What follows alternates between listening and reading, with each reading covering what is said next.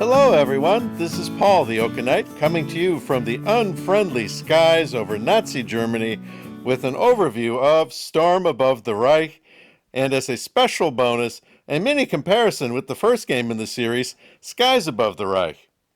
Storm Above the Reich, published by GMT Games and designed by Jerry White and Mark Osted, is a solitaire game where you control an oversized Staffel, complete with both individual pilots and their FW-190 aircraft. Your opponents, the combat boxes of the American B24 Bombers, plus their escorts, are attempting to bomb Germany into submission. Your job is to make them pay. Components. The game arrives in a sturdy 3-inch GMT box, sturdy for a reason as it holds not one, but two double-sided hard-mounted maps. Truly, the game has some heft to it. Complexity is rated as a 4, the low end of medium, and since this is a purpose-designed solitaire game, solitaire rating is a 9. Both ratings are appropriate, but it is also noteworthy that the game can be played co-op by two people as well. I've actually played it with two in live play and found that it plays just fine and is a good time. Friendly aircraft. That would be the Nazis, are sticker-clad wooden blocks consisting of individual blocks for each and every one of your 18 Focke-Wulf 190s, plus auxiliary aircraft of other types that are available to you. Take your time with the stickers. Read the instructions and apply them as indicated.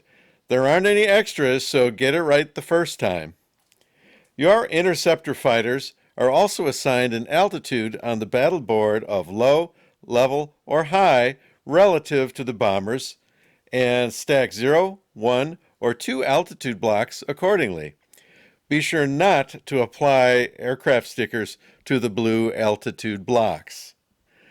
Enemy escort aircraft from Spitfires to P-51s come on the large, chunky counters that the older I get, the more I like.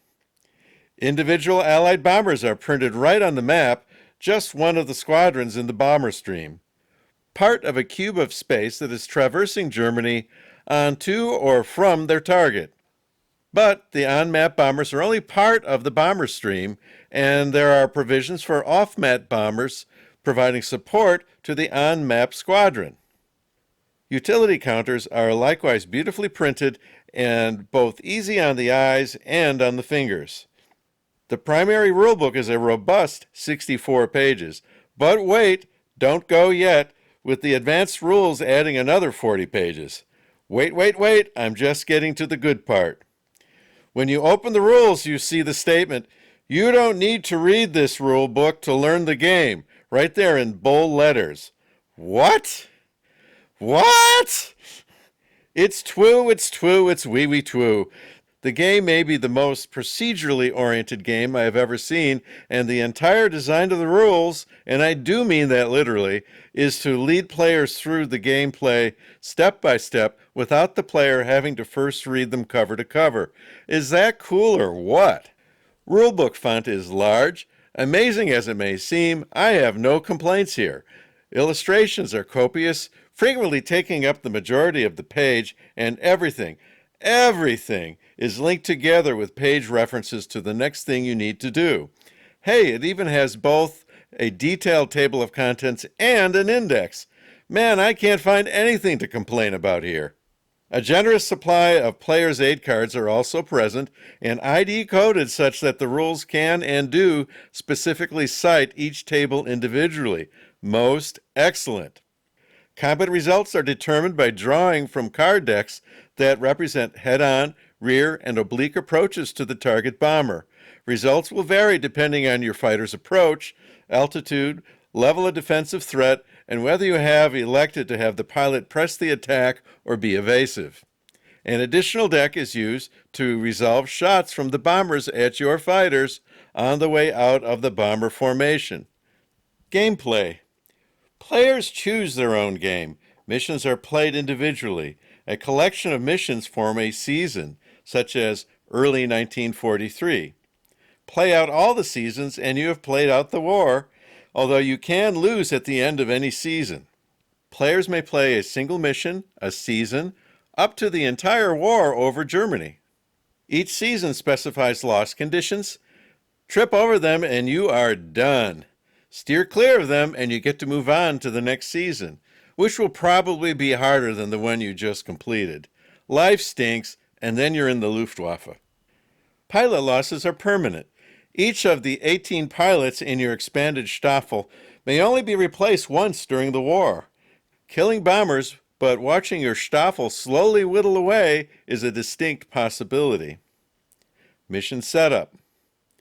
Missions are generated by rolling on a series of tables in a procedure that determine the bomber formation map, whether the mission is inbound, outbound, or at the target, and whether, how many, and what type of escort is present.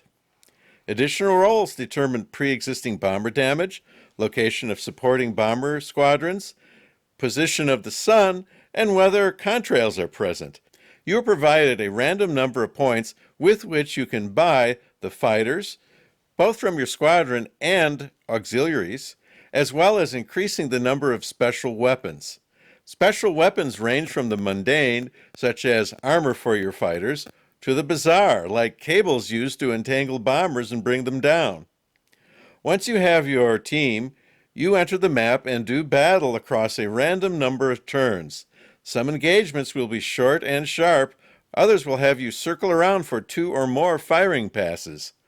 When present, Allied escorts are a persistent threat, particularly when they are on their high and rearward perch. Each turn will have you maneuver your fighters around this moving box of bombers, getting into position for the next firing pass. When the time is right, you commit your fighters to their approach and then deploy your aircraft against specific individual bombers. Combat is resolved with cards, as I have indicated earlier. Cards may, first, indicate a number of damage tokens that will be applied to the bomber.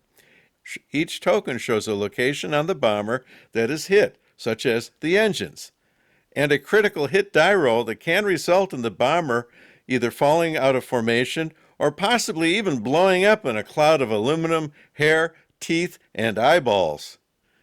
Bombers surviving the critical hit roll accumulate damage, and once 10 points is accumulated, the bomber is shot down in less spectacular fashion. Second, indicate 1 or more hits on your fighter.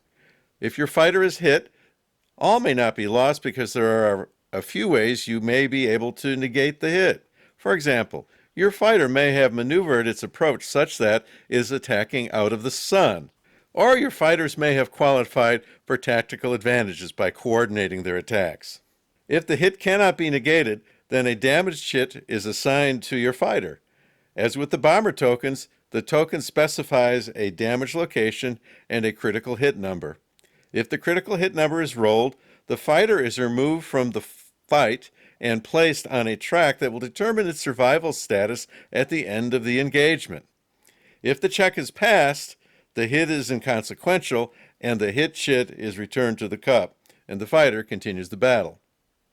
Third, the card may indicate some special circumstances that will affect your fighter, such as ammo status, gun jams, collisions, and so forth, or some combination of the above, or even nothing at all. The card will also indicate the number of spaces your fighter will fly past its target to be subjected to one final shot from the bomber formation. The direction of the move and the final location of the fighter will depend on a maneuver that was assigned by the player to the fighter at the start of the firing pass. For example, a fighter making a head-on pass that was assigned a straight climb maneuver will end up high at the tail of the bomber formation when the attack is resolved. Likewise, a fighter making a left oblique attack with a diving left roll maneuver will end up low and to the head of the formation. After combat is broken off, the remaining bombers move on and your team returns to base. Fighters, having received critical damage, must roll to determine whether the pilot lands safely, bails out safely, or is lost.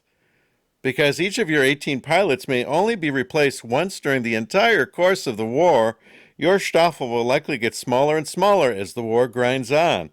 Being in the Luftwaffe really stinks. Losing your auxiliary fighters, those not part of your squadron, penalize you in the following mission by reducing the points you have to buy stuff for the upcoming mission. While auxiliary fighter losses are not permanent, they can significantly weaken your forces in the next mission. On the other hand, losing too many of your own squadron's pilots is a great way to lose the war in the current season. Yup, it really stinks to be Luftwaffe. Comparison. As I have indicated, Storm Above the Reich is the second entry of the series, with the first being Skies Above the Reich. While Skies portrays the air war over Germany with Allied formations of B-17s attacked by your Staffel of Messerschmitt 109s, Storm portrays the air war over Germany with Allied formations of B-24s attacked by your Staffel of Focke-Wulf 190s. At the level of abstraction we are dealing with, you may be thinking that there is some overlap between the two games, and you would be thinking right. The maps, well, except for having silhouettes of B-17s and the other B-24s, there is little to differentiate them. The basic rules, the beautiful 64-page rulebook of procedures, has very little difference from one to the other. Units, except for the 109 versus 190 artwork, are the same. Charts, ditto ditto. Even the combat cards are the same, except for the reverse artwork. The new entry has rules for combining the two games, plus a minigame that would have your fighters subject to combat on the approach to the bomber stream. Both games have an additional minigame where your fighters attack bombers that have fallen out of formation, kind of like a simplified B-17 Queen of the Skies, but since both games offer this under the advanced rules, it is not a differentiator between the two games. Despite the additions to the advanced rulebook in the new game that, in my opinion, few gamers will actually use, I find the two games remarkably being the same game all over again. Storm is simply too similar to Skies to justify buying both, even though, yes, I give the game system and its implementation a thumbs up. My recommendations. First, if you don't own either game and like air campaign games, you might want to consider picking one up. Storm is still available for purchase from GMT, but if you can wait for the reprint, you can order the original version, Skies, second printing on P500 for about a third less. Personally, I'd go for the P500 and save a few bucks on the original game, but that's up to you. Second, if you already have either Skies or Storm, congratulations, you have a great game to play. But I would wait and buy the upcoming game based on the Battle of Britain and pass on whichever of the original two that I did not own. Battle of Britain offers enough of a different campaign situation that I could see adding it to one of the Above the Reich series in my collection. Third, and if you already own both, well, then my friend, you are truly a Grognardian gamer. You have my respect and my admiration. So that's about it for this entry, but stay tuned. I will post a gameplay video showing the game in action just for fun. Coming soon to a video near you. So, if you have not already done so, please hit that subscribe button to join our growing community of gamers. Hit the notification bell so you are informed of new postings, and give a thumbs up and leave a comment. Honestly, I have learned a lot about what you guys like and what you don't like from your comments, and they help me make this a better channel. But that's enough for now. So this is Paul, the Oak Knight, wishing you all a pleasant evening. Thanks for watching.